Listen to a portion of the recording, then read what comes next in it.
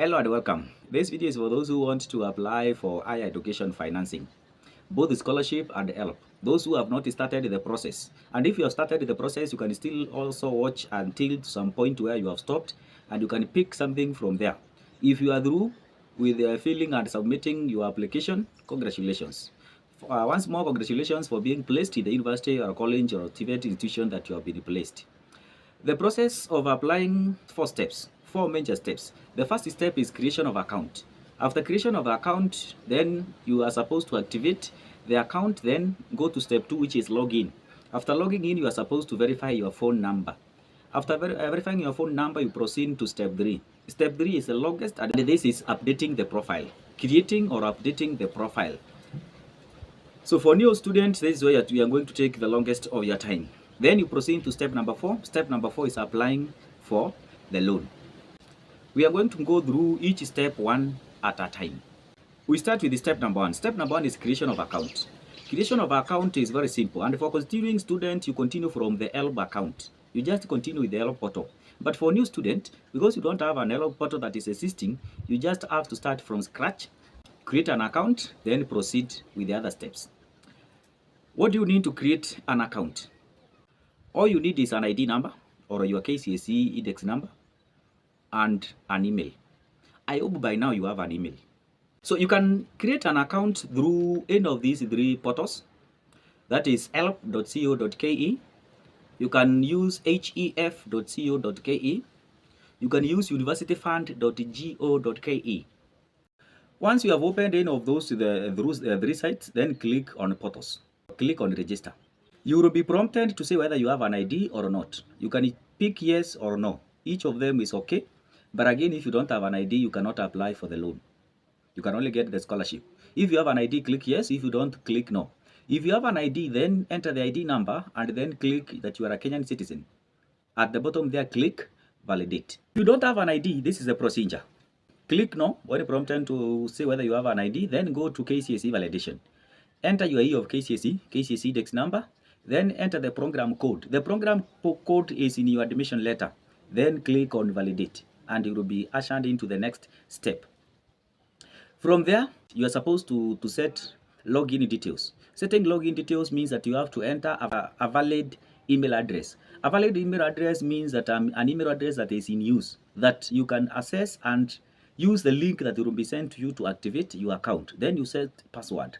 After creating the login details by entering a valid ID and the password, an email will be sent to you. Go to that email and validate the information that is there. Click validate and your account will be active. Now you can go to step 2. Step 2 is where anybody else can start, even those who have a portal already or those who have help account for continuing student. This is a login stage. You have to come here and log in. If you are new, log in by entering your email address and the password that you created. That applies to everybody else. If you are new, then you'll have to activate your phone number. And remember, your phone number should be registered in your name if you have to apply for the loan. So enter a valid phone number, and that phone number will have to receive an OTP, one-time use password, and therefore it must be active. That's why it is called a valid phone number. Enter a valid phone number and confirm that it is correct by entering the code that will be sent to you. You are ready to continue. Go to step number 3. Step number 3 is updating the profile. So to fill the profile, you need to log in. Then click on the left top 3 dots, these 3 lines. You'll get a drop list. Go to the bottom. From the bottom there, click on update profile. Once you have clicked on update profile, this is what you are going to see. Update your details to access university fund, scholarship, and help student loan. These are 2 things we are doing together. So fill section 1 to 6 to be eligible for the next step. So click on the tabs below. Here you have 6 tabs. We have personal info, residence, education, institution, parent, and then the completion part. For the part of the biodata, the first thing is our personal details, biodata. These are the details that you will be required to fill at the biodata. That is your name, ID number, KRA number, date of birth, telephone number starting with 254, your gender, marital status, your disability status, and then the permanent residence as per your ID. This is a box number, postal code, town, birth, count of birth, constituency, ward, division, location, sublocation. Those are permanent details, information that you have to share. Then you have to upload documents, 2 documents. That is one, your photo, and then you will be required to upload your ID in PDF form, both sides, back and front, in PDF form. Then you should move to step number 2. Step number 2 is residence. Residence is where you are staying as of the moment. And this part of residence, you will be required to fill the following items.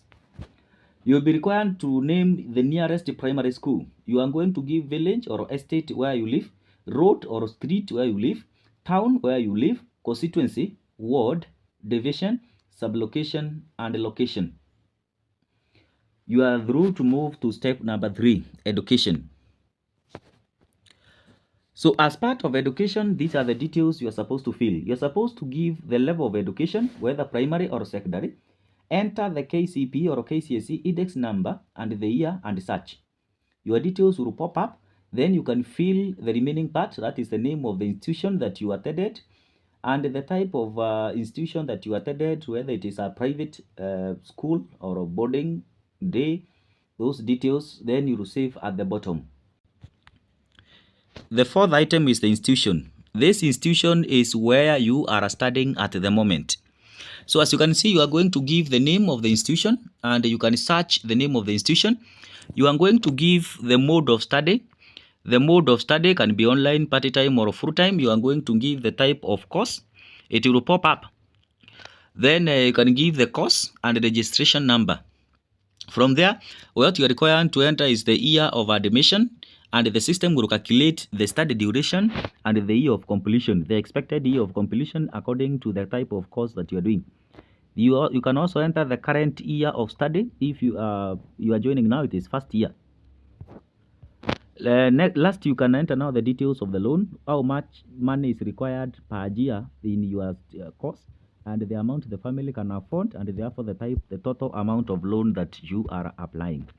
With that one, you can move to the next, that is the parent. When it comes to the parent, you are supposed to start by entering the family type. What kind of a family do you live in? You can have both the parents alive. You can have been raised by a single mother. You could have been raised by a single father.